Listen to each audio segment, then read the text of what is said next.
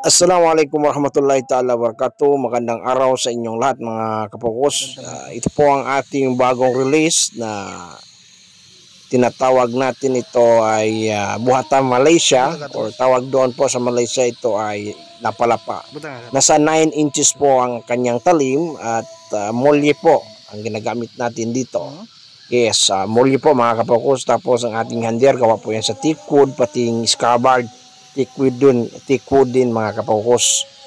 Tapos yung over length natin ay nasa 15 inches mga kapokos. Matalas na po at yan po ang kapal ng spade at pwede po natin kapalan kung gusto nyo mag customize sa ating Lapalapa design Buhatan Malaysia.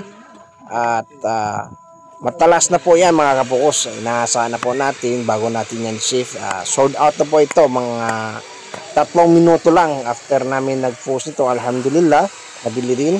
At anyway, huwag niyo pong kalimutan mag-subscribe, mag-like at mag-follow sa aming page para po kayong ma-update sa mga ating ina-upload na video or picture sa ating page mga kapos. Maraming salamat sa inyong lahat sa panonood ng ating video.